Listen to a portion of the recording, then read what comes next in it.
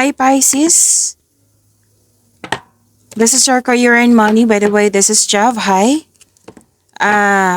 Kung naka-resonate kayo, comment down. Kung hindi kayo naka-resonate, ibigay niyo po sa iba.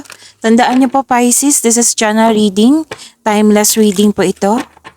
Huwag niyong kalimutan na mag-subscribe sa channel natin at i-click yung bell notification para updated po kayo sa video reading natin Pisces.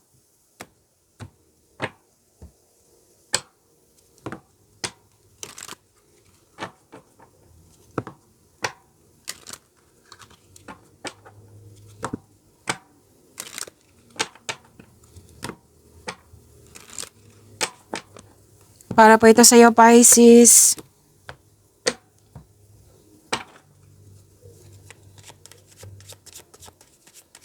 Career and money ni Pisces. Transformation. Change is a natural order of things. Don't be afraid of the unknown. So it might be hindi siya it might be. Like may transformation na mangyayari. May pagbabago na mangyayari. Posibleng may ending na mangyayari at may new beginning. Ending na may kasamang new beginning. Okay? Pwedeng may mga question ka, bakit ito nagkaroon ng nag-changes? Yung it might be, naghahanap ka na sagot sa mga katanungan. Oo. So, sabi ng card dito, huwag kayong mag-alala or huwag kayong matakot sa pagbabago na ito. Kasi this is nakatadhana sa iyo. Itong transformation na ito. Okay? Transformation, magkakaroon ng transformation sa inyong career and money, Pisces. Social status, you will reach the heights of fame and society. Don't get arrogant. So sinabi dito na magkakaroon ng recognition. Maaring makatanggap ka ng compliment, awards, fame, kung ano man yan, na kinikilala ka, ginigalang ka ng mga tao kasi marami ka nang napatunayan po. So, congratulations, may recognition dito. So, alam nyo ba, sa pagkakaroon ng recognition, mas maraming opportunity ang darating sa iyo, Pisces. At another message, independence, manage money yourself, independence guarantees security, don't depend on others. Sinabi ng card dito na mukhang nagsisave ka para sa iyong family or sa isang specific person. So, wag mong kalimutan na mag-save para sa iyong sarili. Okay? Mag-save para sa iyong sarili. Control and monitor and save your money.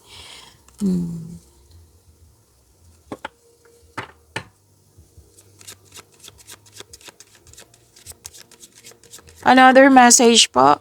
Wow, new beginning pa rin. Yung transformation, new beginning. Transformation, new beginning. Sabi po dito, you will start a new job and life clean sweep over. Hit the reset button. So, sinabi dito na i-release mo itong mga negativity, baggages, yung old emotions, yung hindi mo let go na nagbibigay ito ng bigat ng nararamdaman sa iyo. Kailangan i-end na yan. Kailangan i-let go na yan. Para magkaroon ng transformation, kasi may magaganap talaga na new beginning. Para mas maging magaan at madali mong ma-embrace yung new beginning na mangyayari sa iyong career and money, Pisces. Okay? Pwedeng new job dyan, pwedeng new project.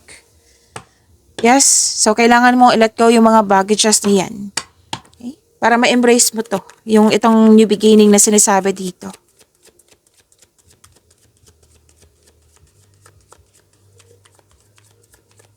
Career and money ni Pisces.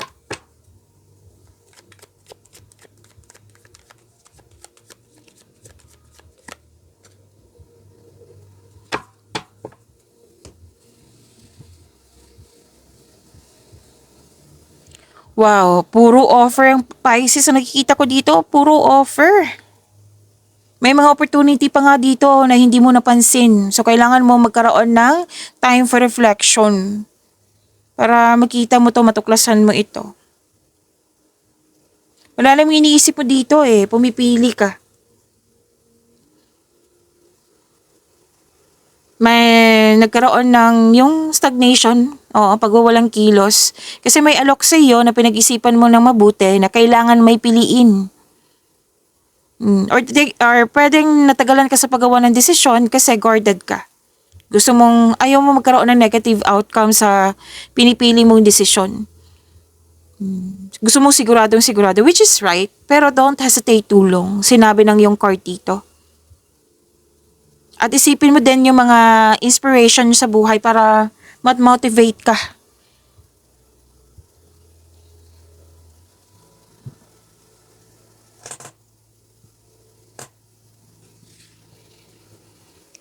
So, you're walking away, nag-move on ka, pwedeng change career din ito. Kasi itong changes na mangyayari, na nag-initiate ka, kasi gusto mo magkaroon ng growth sa inyong career and money. So, sinabi dito, may iiwan ka dito, kasi haharapin nyo na yung new beginning. Which is sinabi ng dalawang card dito, di ba? Na kailangan i-let go mo na yung dapat i-let go, kasi i-embrace mo na yung new beginning.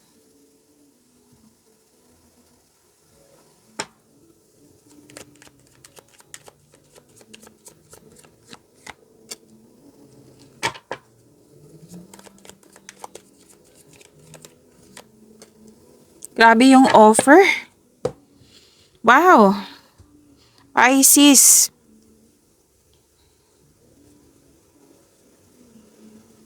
Nakikita ko yun dito yung marami ka naisip na bagong ideas para sa ikakabuti na yung negosyo, trabaho na at yung kaperahan. Nakikita ko rin dito, Pisces, na inalagaan mo talaga na mabuti yung trabaho mo, yung posisyon mo, yung pera mo.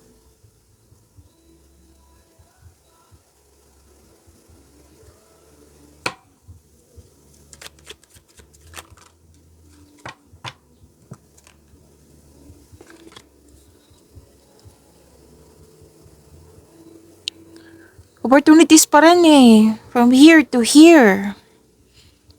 Oh, puro opportunities. Kahit may tutol sa opportunities, matutuloy to. Yes, kasi nag-initiate ka dito eh. Oh. Okay. Job offer, job opportunity, projects. Excited ka. Kasi naka-align to sa passion mo. So please prepare yourself na magiging busy ka. Basta i-prioritize mo yung task na may time management. Just make sure you can deliver on your promises. Yes, may nakita kong deadline, promises, or umaasa lang yung tao na matapos mo yung mga gawain mo.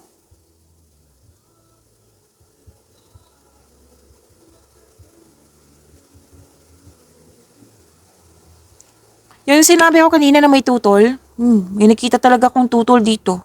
Sa inyong ideas, decision, plano. Oh, pwede nasaktan ka pero hindi ibig sabihin na hihinto ka. Siyempre, magtiwala ka sa inyong sarili. Opinion nila yun. May sarili ka ding opinion. Each of us may sariling opinion, di ba?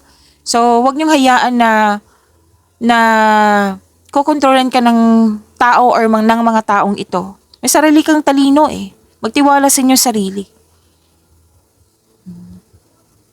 You have to move forward.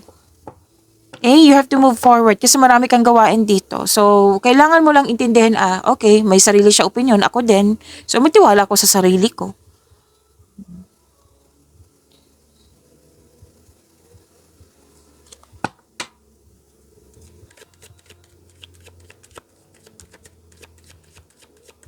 Grabe yung offer, oh. 6 cards. Wow.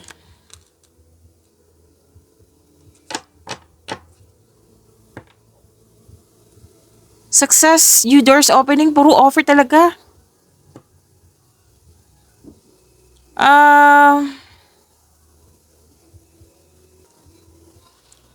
Offer na negosyo din. Basta offer trabaho. Puro offer yung nakikita ko dito. Ang ganda ng cards mo. Anong tawag ito? Pisces. Success and new doors opening nang. Dahil sa success na ito, maraming opportunities nga na darating sa iyo.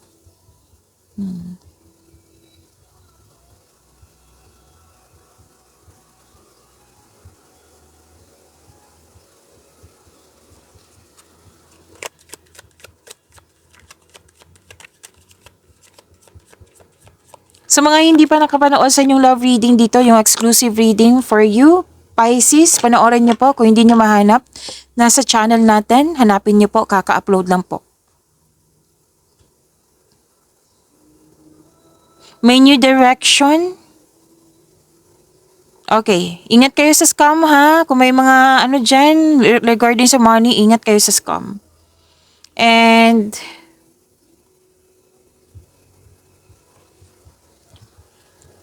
so this is also generosity. Kasi may natanggap kayo ng malaking pera. Nagbigay ka din ng mahabang pasensya kasi may hinihintay ka dito eh. At magkakaroon talaga siya ng growth dahil sa binigay mong pasensya. And yes, ma-achieve mo yung gusto mo. Posisyon ba yan or kasaganaan? So stay patient, stay positive, and be grateful. Yan po. Maraming salamat, Pisces.